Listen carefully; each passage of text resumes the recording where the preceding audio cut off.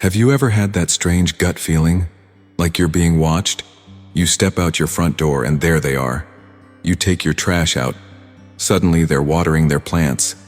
You close your blinds and the next day they're adjusting theirs and as if keeping score. At first you chalk it up to coincidence. Maybe they're just friendly. Maybe I'm just being paranoid. But over time, the pattern becomes undeniable. This video isn't about fear. It's about awareness. Because sometimes what we dismiss as nosy is actually surveillance, subtle, persistent, and unnerving.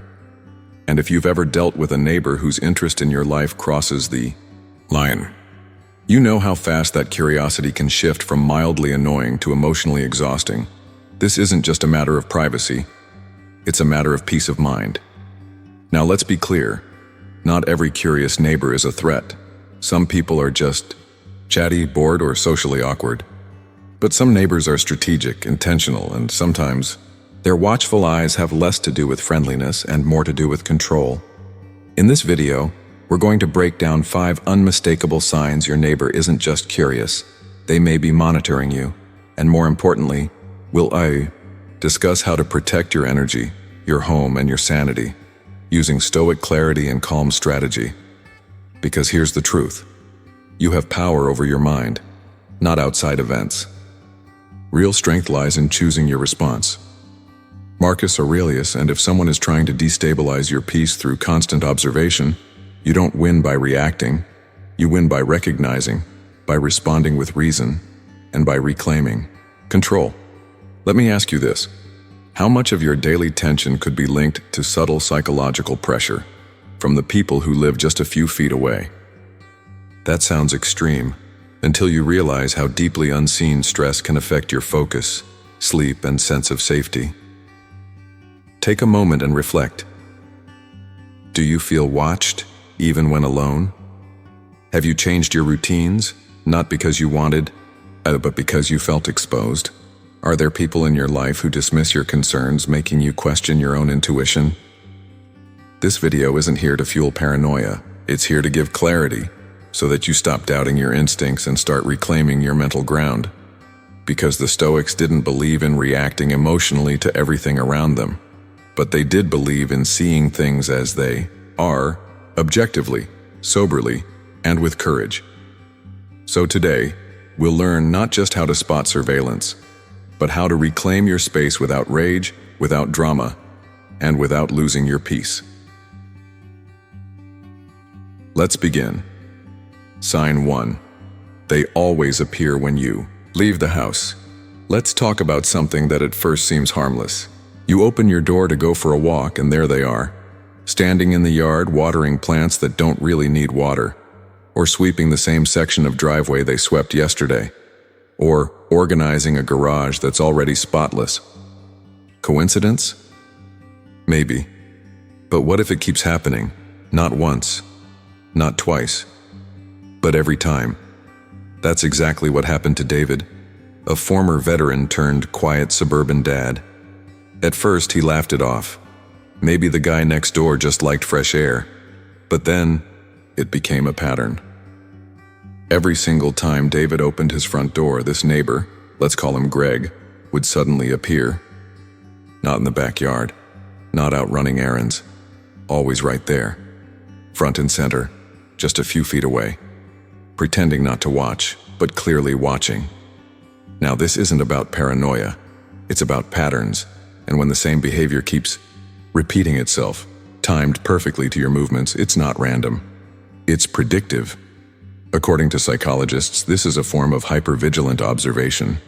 People who do this aren't just watching you casually, they're tracking you, studying your habits, logging your comings and goings. And the worst part? It's often disguised as friendliness. Just happened to be outside. Didn't realize it was the same time as you. But let me ask you, if someone appeared every time you left your home, how long before your nervous system would start to tighten?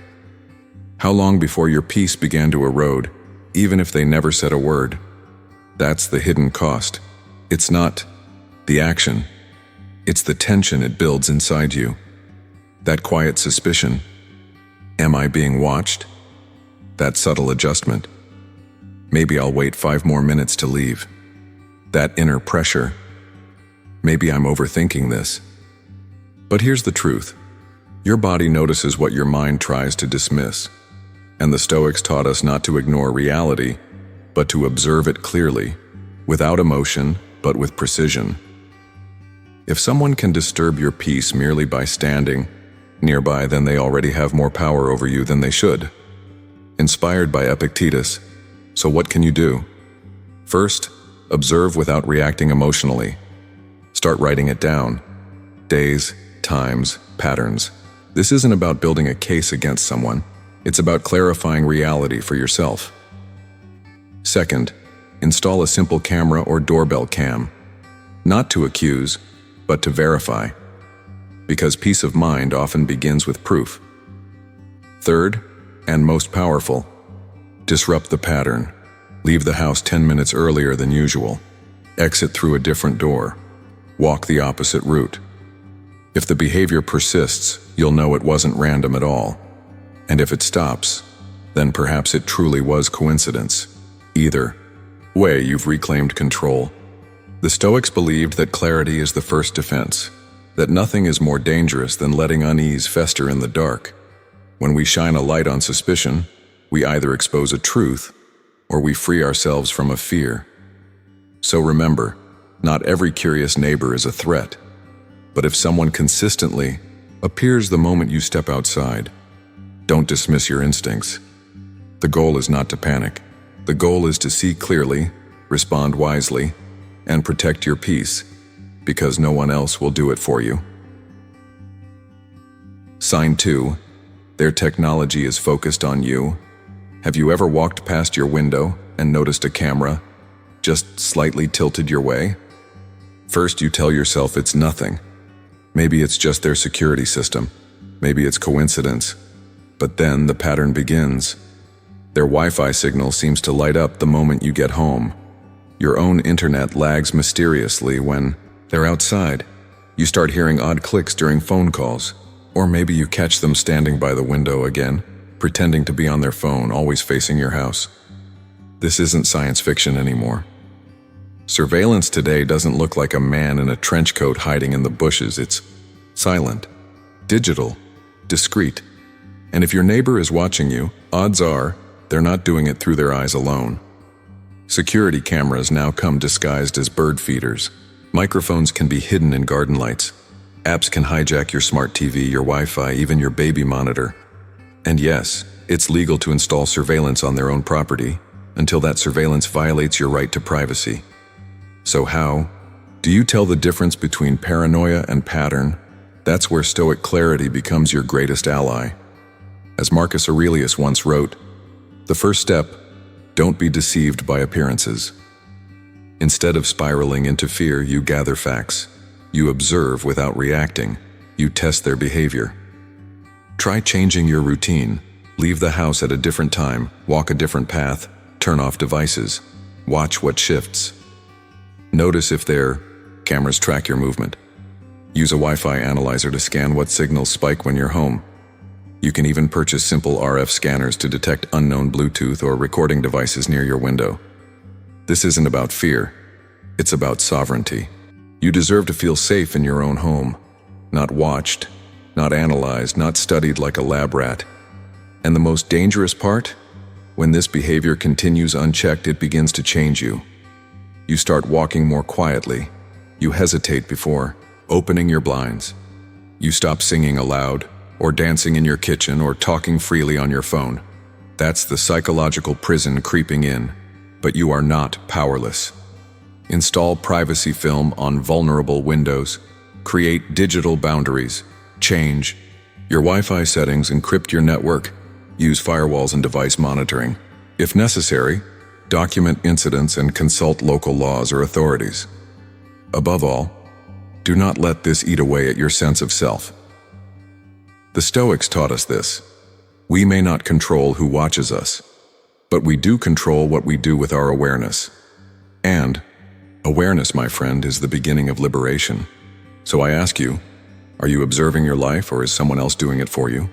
Sign 3, they know private details. They shouldn't. Let's talk about something deeply unsettling. Imagine this. You're standing in your driveway when your neighbor casually says, "Hey, I heard you're headed out of town next weekend. Hope." The weather holds up. You freeze. You never told them that. You never posted it. You never even mentioned it to anyone nearby. So how do they know?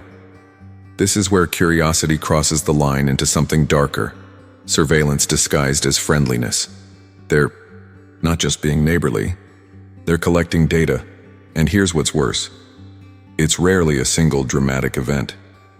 It's a pattern. They reference your grocery deliveries, your conversations through a cracked window. They know your sister is sick, your dog is limping, and that package from Amazon. They somehow knew it arrived before you even opened the door. This isn't coincidence. It's construction. They are building a psychological blueprint of your life, and they're doing it without your permission. Whether it's eavesdropping through thin walls, overhearing conversations from their porch, or even syncing up with shared Wi-Fi signals to see when your devices are active. Their methods may be subtle, but the outcome is the same. They know things they should not know, and in today's world, information is power. Now let's be clear, not all information leaks are high-tech. Many are the result of verbal oversharing or environmental exposure. You take a phone call on your porch. You casually mention vacation plans near a window. You assume no one's listening, but they are. So what do you do when someone seems to have a front row seat to the most private parts of your life? The Stoics offer a timeless warning. He who guards his mouth and tongue keeps himself from trouble. Epictetus, in other words, be aware of what leaves your space, what you say, what you share, and especially what you assume is safe. Try this test if you're unsure. Invent a fake plan. Mention it out loud in a controlled setting where only one person might overhear, then wait. If that detail resurfaces from your neighbor's mouth, that's not curiosity, it's confirmation. Because once someone shows you they're willing to invade your informational boundaries, they've revealed something much more dangerous, a desire to own part of your life. And here's where your power comes in. You don't need to confront them with drama. You need to respond with discipline. Tighten your digital footprint. Use strong passwords. Don't connect to public or shared Wi-Fi without protection. Turn off smart assistants near shared walls. Be intentional with your speech. What feels casual to you may feel like clues to someone else. Redesign your space for privacy. Window film, noise machines, close doors during calls. Small changes can create massive shifts in security, because the goal isn't to live in fear, it's to live with awareness. Marcus Aurelius wrote, "Know where you can go is more peaceful, more free of interruptions, than your own soul." Let your home be an extension of that peace, not a place where you feel monitored, not a place where silence feels suspicious, but a stronghold where you decide what enters and what leaves.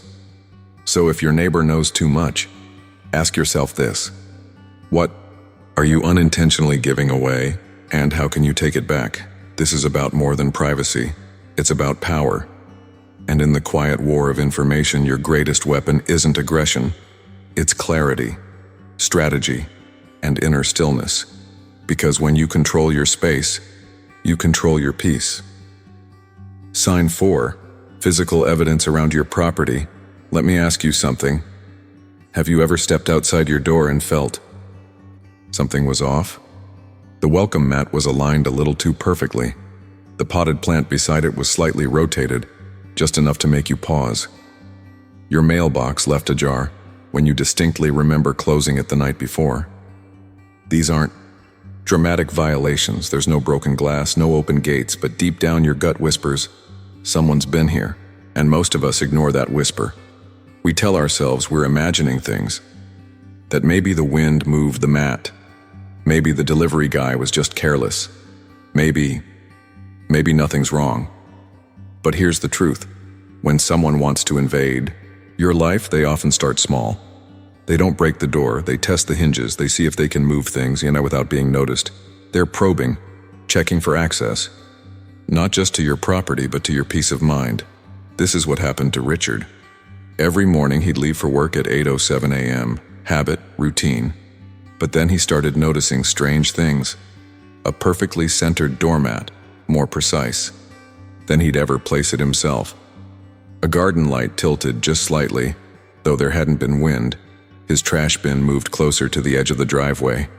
Small things, easy to dismiss, until he placed a folded paper behind the door. And the next morning it was flat. That was no coincidence. That was contact. And it's important to understand this.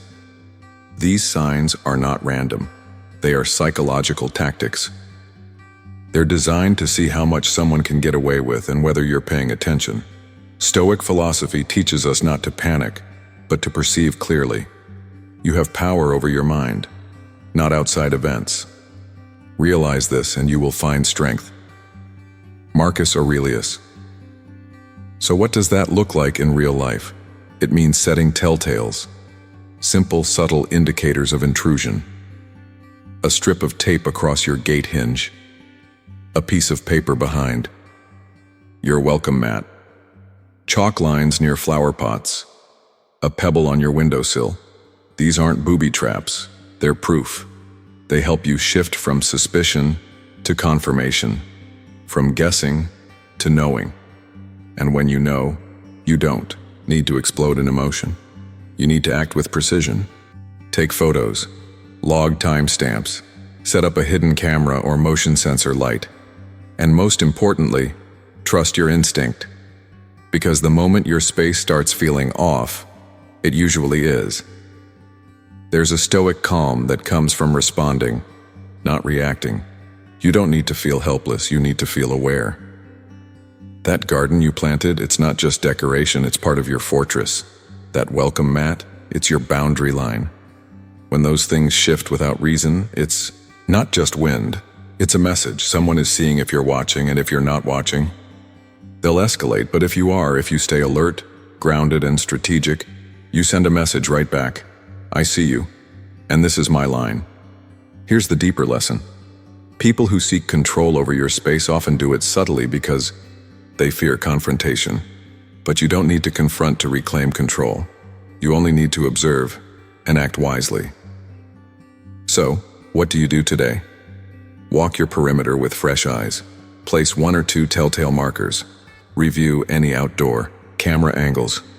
Most of all, listen to that quiet part of you that notices the difference between off and normal, because defending your space isn't about paranoia. It's about presence.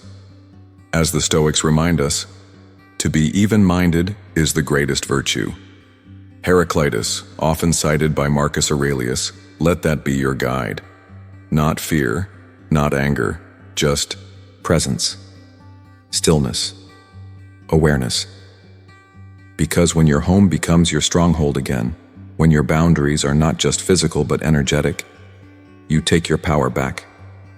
And that, my friend, is something no neighbor, no matter how sneaky, can take from you. Sign 5.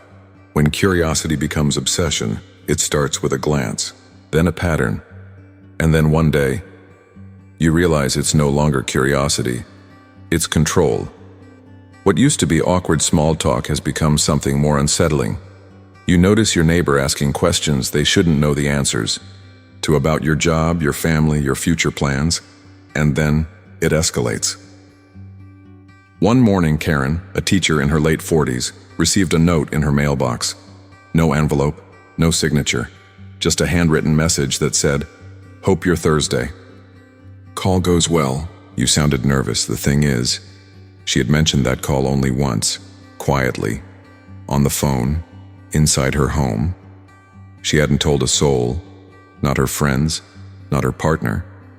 And 2 days later, that same neighbor walked straight into her backyard.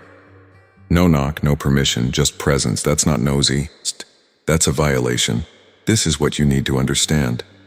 When someone crosses the invisible line between neighborly interest and invasive obsession, it's not about friendliness anymore. It's about power. Control often hides behind politeness. But obsession eventually strips off the mask. When you start noticing these behaviors, uninvited entries, unsolicited notes, or conversations that reference things you've never shared, You are no longer just being watched. You are being studied. The Stoics taught that our peace cannot be taken, only surrendered. No man is free who is not master of himself. Epictetus, and that includes mastering our response. So what does mastery look like here? It looks like documentation. Every strange interaction, write it down. Note the time, the date, and what was said. It looks like gathering proof, not panic. Install a security camera. Save voicemail recordings, screenshot messages, not out of fear, but preparation, because obsession, if left unchecked, almost always escalates, not always violently, but subtly, strategically. One day it's a note, the next it's property trespass. Eventually it could be isolation, driving away your guests, intercepting packages, manipulating your reputation in the neighborhood. That's why this is so dangerous. Not just because someone is watching, but because they're trying to rewrite the script of your daily life. This is where Stoic clarity becomes your shield. You do not wait to feel completely sure. You act when the pattern becomes undeniable.